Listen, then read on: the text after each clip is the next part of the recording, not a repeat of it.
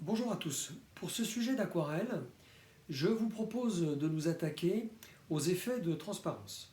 Ça n'est pas une chose évidente, mais l'aquarelle a quelques avantages pour arriver à retranscrire à la fois la transparence de la lumière ou la transparence d'un matériau ou d'un pétale en l'occurrence, puisque je vais vous proposer un sujet à partir de fleurs, dont voici la photo que j'ai prise d'une orchidée.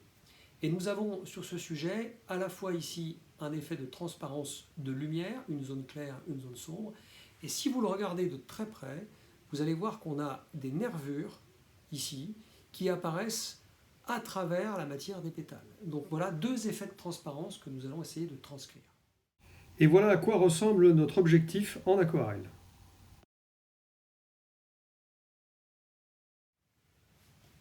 Le dessin de cette aquarelle comporte une particularité. Si vous regardez le mien de près, vous verrez deux types de contours. Le premier ici, pour les pétales, appuyés normalement, et un second tracé, ici, plus léger, qui correspond au contour des ombres. Ces deux réseaux de traits vont nous permettre de distinguer clairement, dès le départ, quelles sont les zones d'ombre et quelles sont les zones de lumière, tout simplement. Dans la réalisation du dessin de la séquence suivante, gardez bien présent à l'esprit qu'il faudra appuyer différemment sur ces deux types de traits. Tracez les diagonales et la médiane horizontale. Dessinez la fleur de la moitié supérieure de la feuille. Passez ensuite à la fleur de la moitié inférieure de la feuille. Dessinez ensuite les deux cœurs des fleurs principales. Puis ajoutez les pétales des fleurs d'arrière-plan et tracez ensuite les lignes des ombres. N'appuyez pas trop fort, si c'est trop confus, vous dessinerez les contours des ombres plus tard. Une fois le dessin réalisé, on peut passer à la première étape de couleur. Il s'agit de faire le fond des pétales. Avec toutefois quelque chose en plus, puisque on voit les nervures des pétales au travers du fond jaune. Pour réaliser ces nervures, j'ai utilisé un crayon de couleur. Et regardez bien sur mon petit bout d'essai ce que ça donne. Le tracé de crayon de couleur va donner ça, et la couleur par-dessus va vous permettre de donner cette impression de transparence ou de translucidité. Alors attention, j'ai bel et bien utilisé un crayon de couleur et non pas un crayon de couleur aquarellable. C'est donc un crayon de couleur standard. Bien taillé, pointu, qui va vous permettre de nervurer vos pétales. Le dessin des nervures se fait sans appuyer trop fort. Ces nervures rayonnent à partir du centre de la fleur, d'abord comme ça, et puis ensuite elles se ramifient, absolument comme un réseau sanguin. N'appuyez pas trop fort.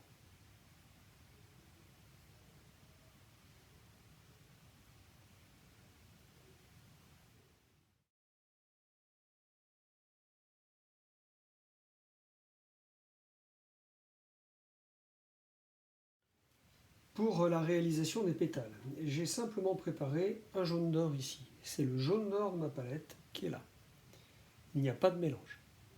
J'ai également amorcé, c'est-à-dire mis un tout petit peu d'eau sur le carré de ma palette de couleurs qui est ici. Ce carré, c'est le rouge carmin ou le rouge primaire selon ce que vous avez.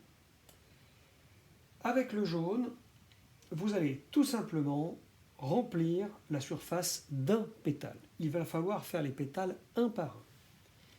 Alors ça c'est très simple, hein. Vous commencez par un point, par exemple le haut du pétale, ici. Vous disposez votre couleur au centre de la surface et au niveau des contours, et vous emmenez votre couleur en rechargeant fréquemment votre pinceau. Vous remarquerez que je ne recule jamais en arrière.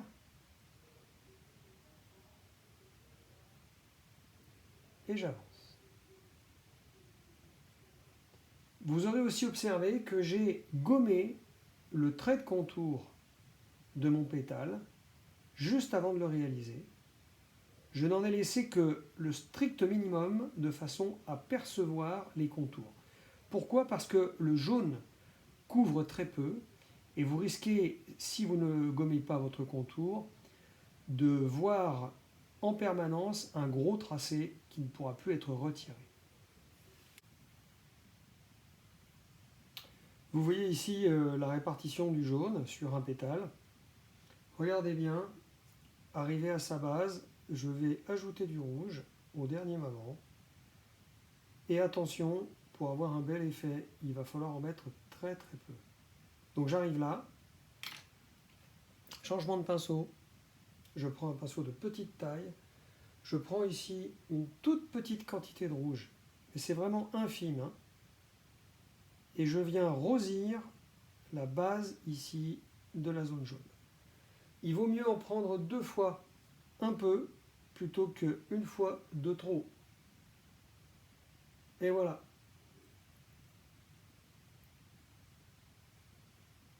Ici, il y a un tout petit peu de rose. Ce rose, évidemment, doit diffuser dans le jaune, hein, donc vous l'aidez un peu, vous le répartissez ici, tout doucement.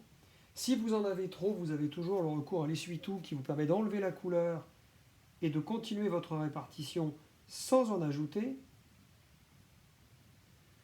Et si vous voulez éclaircir la partie qui va sur le pistil ici, vous le faites avec de l'eau.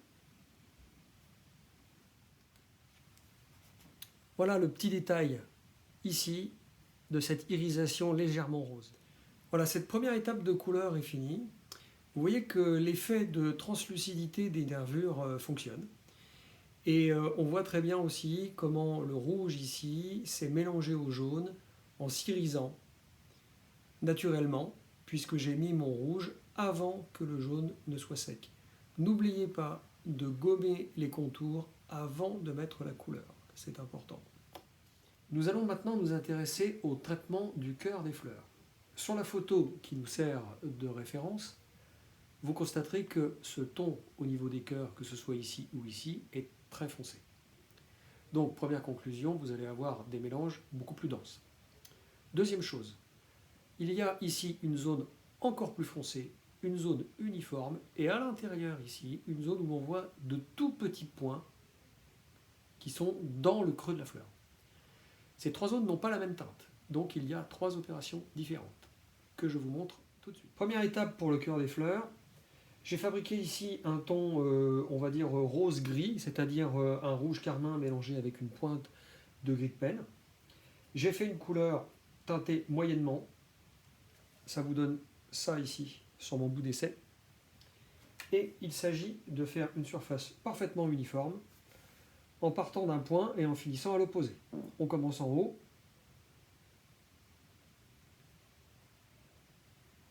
Évidemment, on utilise un petit pinceau. Et évidemment, on est très précis.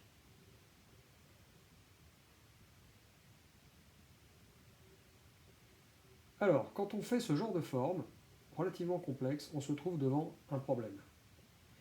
Ici, j'ai la possibilité d'aller peindre sur le côté, ici, à gauche.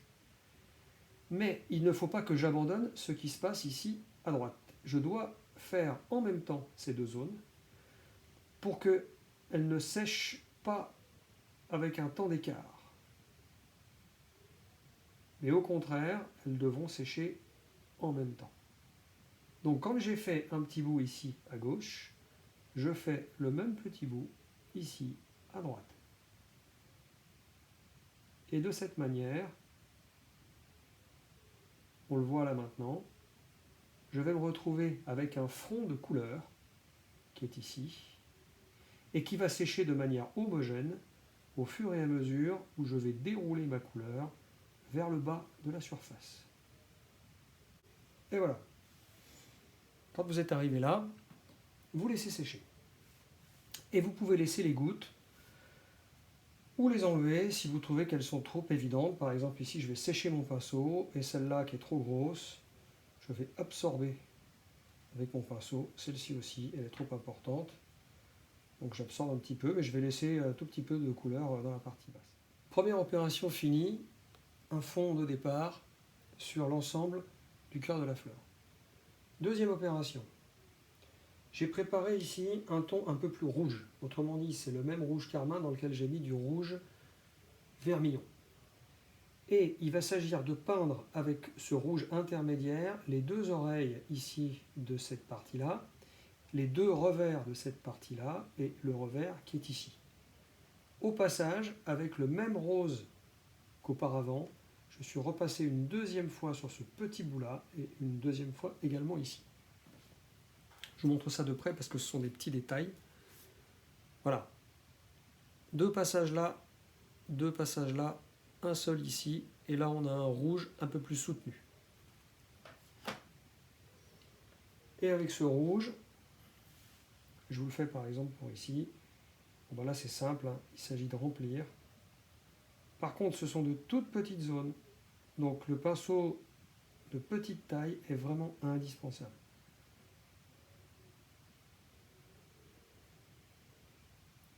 Voilà. Avec un pinceau fin, on arrive à quelque chose de tout à fait précis. Et évidemment, on va le faire pour les autres surfaces absolument de la même manière.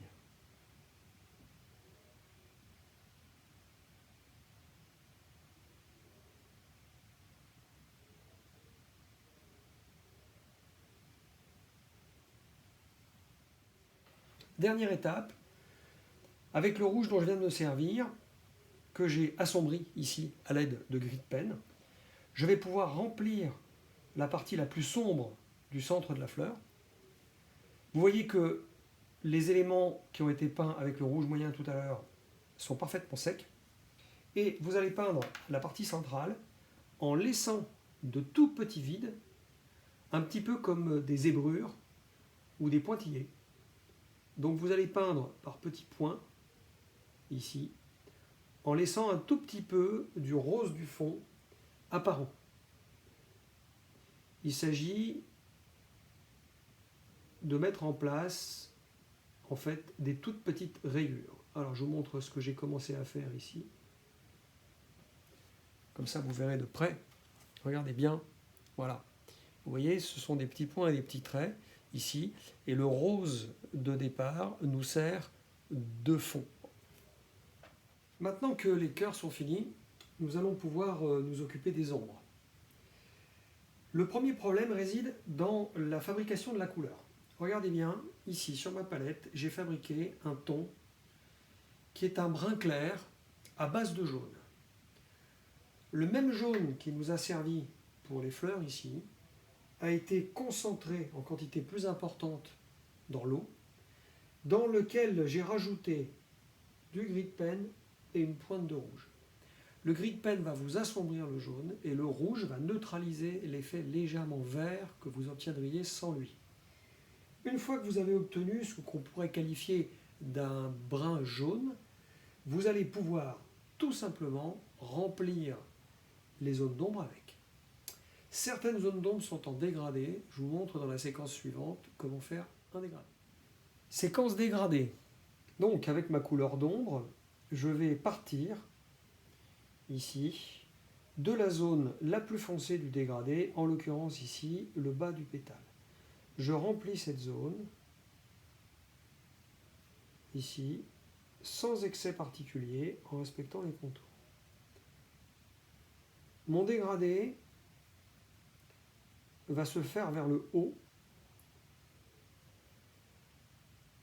c'est-à-dire qu'à un moment donné, il va falloir que j'éclaircisse cette couleur. Pour l'éclaircir, je vais employer un pinceau sans couleur ou alors un pinceau à réservoir comme celui-ci qui va me permettre de prendre la couleur qui est sur le papier. Vous voyez que je la prends littéralement avec mon pinceau et je vais continuer d'emmener ma couleur sans recharger puisque j'ai un pinceau à réservoir ou en rechargeant si vous n'en avez pas, mais en rechargeant uniquement avec de l'eau. Au fur et à mesure que vous montez, très très progressivement, votre pinceau va se décharger de la couleur et vous obtiendrez un dégradé. Que voilà. Évidemment, ce dégradé ne doit pas être retouché. Arrangez-vous pour le faire tranquillement. Les autres ombres non dégradées ne sont que des surfaces à remplir. Pensez, si besoin était, à reprendre au crayon certains contours, vous devez définir très précisément ce que vous devez remplir. Ne vous trompez pas à ce stade, ce serait un tout petit peu dommage. Pour certaines zones floues, vous pouvez également utiliser ce procédé. J'ai pris un gros pinceau cette fois. J'ai mouillé ici la totalité d'une surface claire.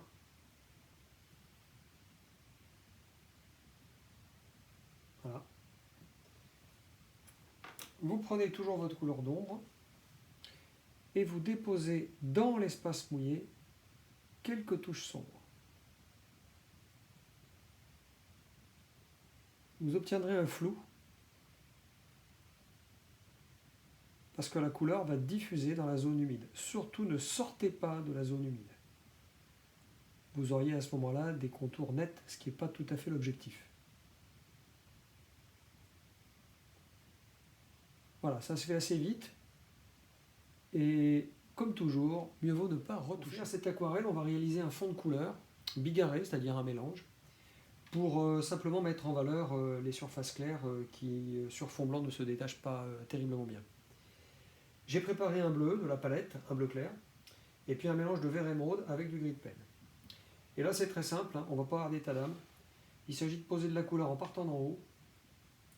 Ne cherchez pas à faire un fond uni, ça n'est pas le propos. Il s'agit juste de mettre de la couleur le long des contours pour les mettre en valeur.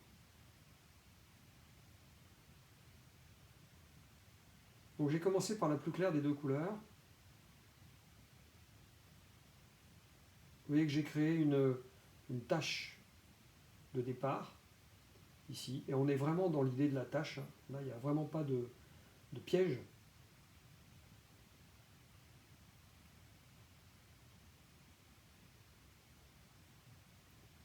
Et on va passer d'une couleur à l'autre sans attendre. Et donc, évidemment, on va créer des mélanges complètement aléatoires.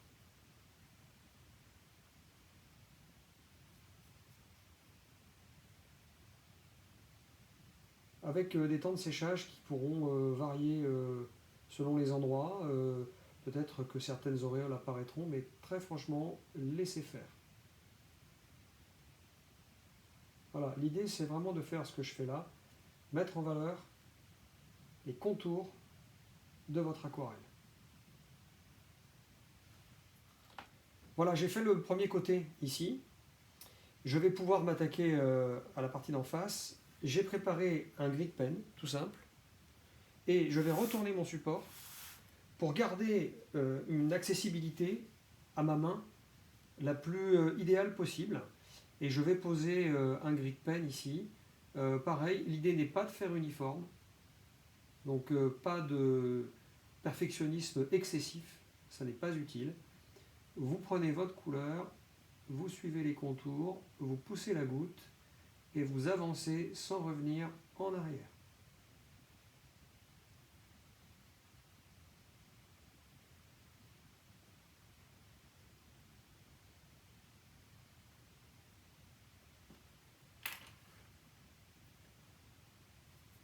N'oubliez pas qu'un petit pinceau peut être très utile à certains endroits.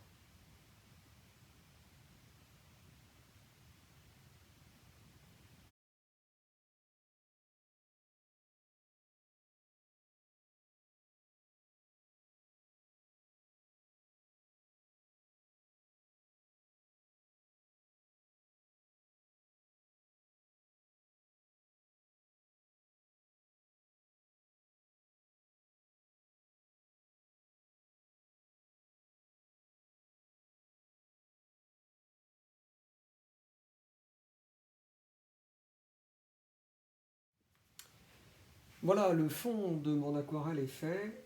J'ai donc fini mon travail.